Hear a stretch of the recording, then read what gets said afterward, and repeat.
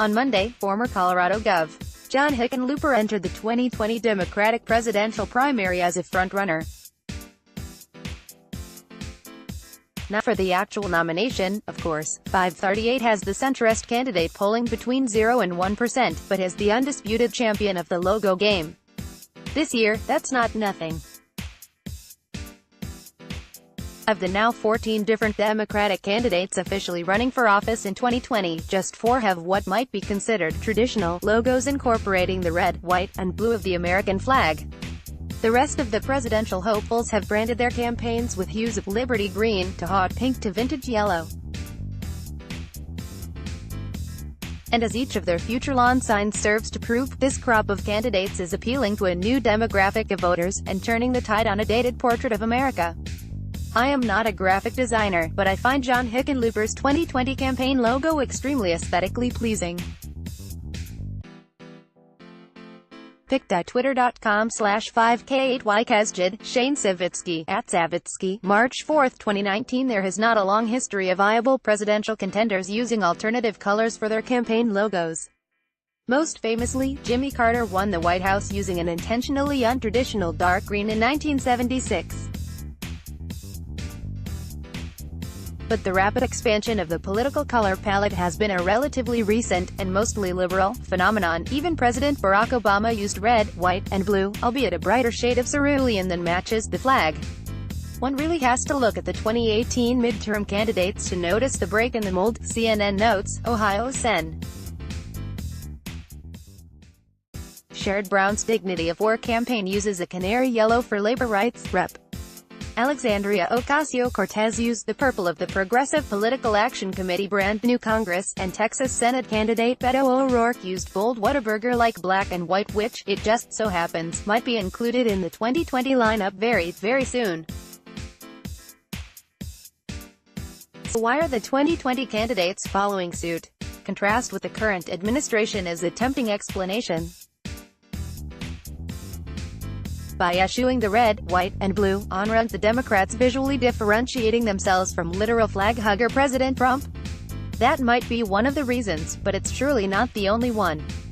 In these bold new logos, Democrats are building unique messaging.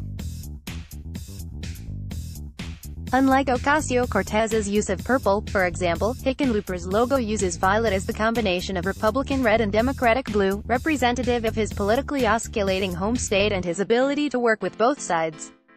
Indeed, the first thing that came to my mind, after the Colorado Rockies logo, was the line Purple Mountains Majesty from America the Beautiful, its own patriotic signposting. The star and stripes of the mountains also gently recall the flag. The parallel lines additionally give the whole image an optimistic, accelerating thrust. While Hickenlooper's branding is my favorite so far, his competitors are also experimenting with how to make colors other than red, white, and blue meaningful to their campaigns. The women in the race, in particular, have made the boldest visual leaps to set themselves apart. Sen. Elizabeth Warren, Mass., for example, is using a delightful shade of mint that her campaign has named Liberty Green, which puts both her environmentalism front and center and also pays homage to one of our country's most recognizable oxidized immigration symbols. Sen. Kirsten Gillibrand, NY, is using hot pink accents in her campaign, visually mirroring the bolt of feminism through her policy stances, from her advocacy for the women of. The messaging matches Gillibrand's personal brand as well, which pulls from her experiences as an American mother. Longshot candidate and Oprah's spiritual advisor Marianne Williamson uses the softer, Baker-Miller pink in her messaging, a calming shade associated, appropriately, with reducing hostility and attracting millennials. Sen.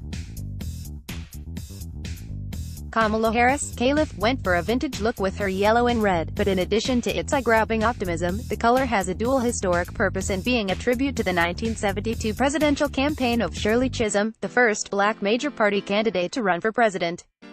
But there is a danger to playing too much with associations, as the conservative website The Bulwark argues. The vintage yellow is a misstep because you remind people of the 1970s and what an unholy mess that decade was. Two Democrats went as far as to use gradients in their logos.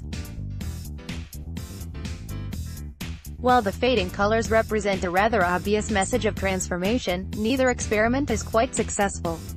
Hawaii Rep. Tulsi Gabbard's logo uses warm reds and yellows that blend into deep blue, an almost too literal riff on President Barack Obama's famous rising sun. Washington Gov. Jay Inslee's green gradient is intended to remind viewers of his climate change platform. It vaguely looks like a rotating Earth, or perhaps one changing from lush to barren gray. Unfortunately, it also manages to look like the design for a 1980s cable news network. But even these failed experiments move away from the traditional red, white, and blue. I've almost more curiosity, then, are the Democratic candidates who decided to stick with the traditional patriotic tricolors: Cory Booker, John Delaney, Andrew Young, whose logo includes a literal swooping flag, and Bernie Sanders, who's stuck with his recognizable 2016 imagery. In comparison to the leaps taken by most of the 2020 Democrats, these designs feel instantly dated, like the candidates themselves missed an important memo about the kinds of people they ought to be appealing to.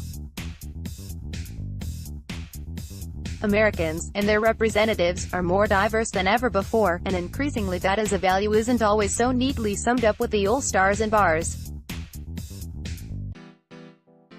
As trivial as it might seem, sometimes a purple mountain is more than just a purple mountain. It's an offer of a new way to see the country, and ourselves.